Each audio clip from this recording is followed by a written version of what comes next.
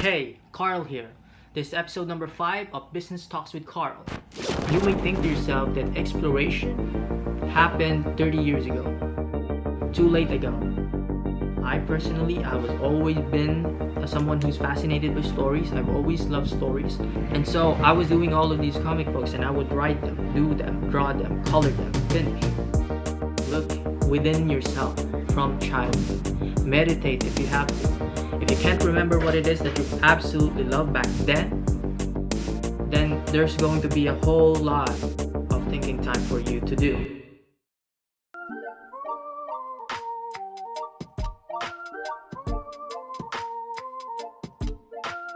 COVID-19 pandemic, and we are all in this together. That we know for a fact. Okay? So when we look at this, the news, there are a lot of fears, there are a lot of conspiracy theories, and why this happens. China is a great catalyst of this worldwide pandemic. The thing about that is that we're not that aware of the things happening there because China is very constricted in terms of the news that comes out of China, and so we are in the dark. Perhaps we will know about this 10, 15 years from now, but now that's just out of the question. All right.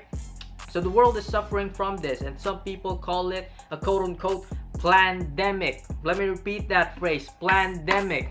How crazy is that? All right. So we're going to talk about it in another video. I'm still trying to finish my research about it, and so that I can go a deep dive look into what it is that's happening and what's the reality. Perhaps we will never get there. I'm just gonna give you a little bit of glimpse of what it is that we can talk about, the discussion that we can talk about, the things that we know for now that we are that's validated, and the things that we don't know. And that's gonna be on a whole nother episode, not just here. But if it is true, then it can become a biochemical warfare, as a lot of people have been saying from day one.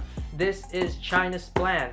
But we are going to talk about another kind of warfare that they used back in the days. And Carl, you might be asking me, Carl, how is this related to business? Ladies and gentlemen, you haven't thought about it quite yet. That a lot about business is also about strategy.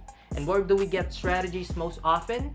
War strategies. That's right. Specifically, what happened here in the Philippines during the 1946. 10 months after World War II, that is after World War II, that was 1945. And during at that time, we have been given the independence after 10 months. But a whole lot of the American boys, the American patriotism, a lot of those ideals, a lot of those cultures still stays in the Philippines during at that time. So what are we looking at here? All right, what are the data they're telling us? Well, America, although they gave us full liberty, okay, at that time, full liberty, we are given a chance to be able to be our own nation. But at the same time, we don't know that we know from history that the background of that the America is still there operating in the shadows, right? And so the influence of America in terms of the politics of the era in that time, in that epoch, is still huge. And so not a lot of Filipinos like that idea, like, hey, I thought we are given full liberty, I think we are given independence, what the heck?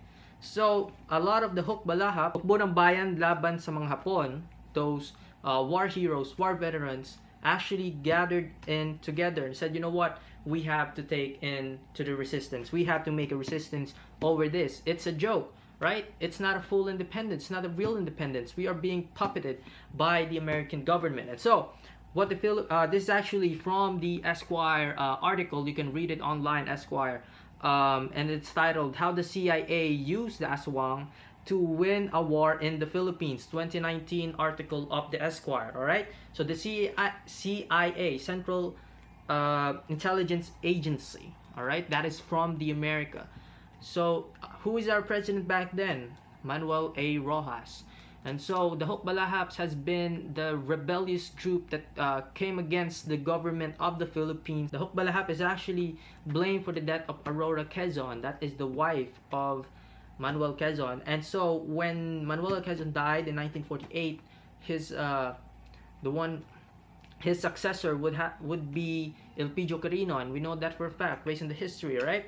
So Elpidio Carino, one right-handed man in terms of these tactics and guerrilla tactics, is no other than Edward Lansdale.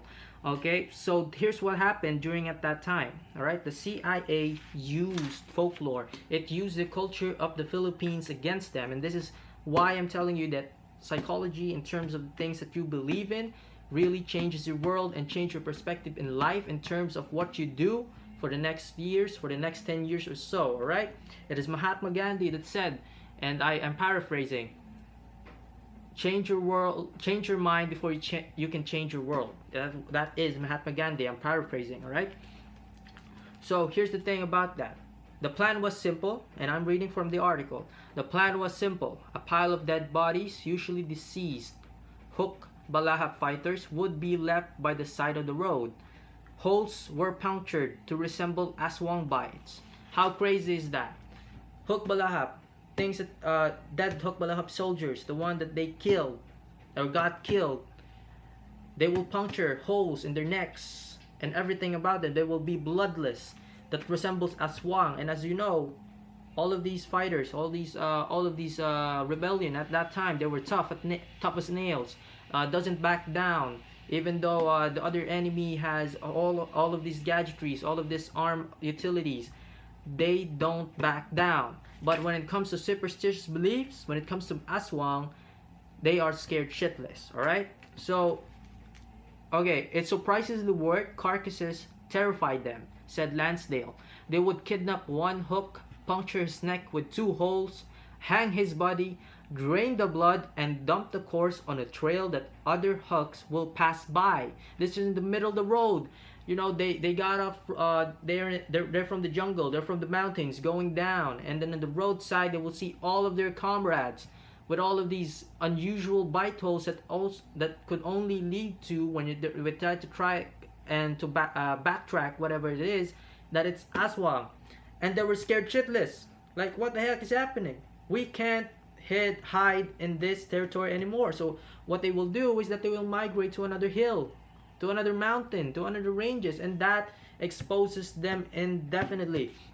Okay, so here's the thing about that too. When you look at how we have evolved, and I'm trying to limit this into below 10 minutes, and it's actually 9 minutes long right now. I'm quite sure. Okay, I'm gonna speed these things up. All right. So another tactic that they use is the Eye of God, which would they be painted on the wall of the facing of the house of the suspected the Huks in the dead of the night, meaning those who are grieving of their friends, of their fallen comrades, they will actually paint the eyes of God to them, and they will not get to sleep. It's absolutely amazing. Okay, so we're going to no.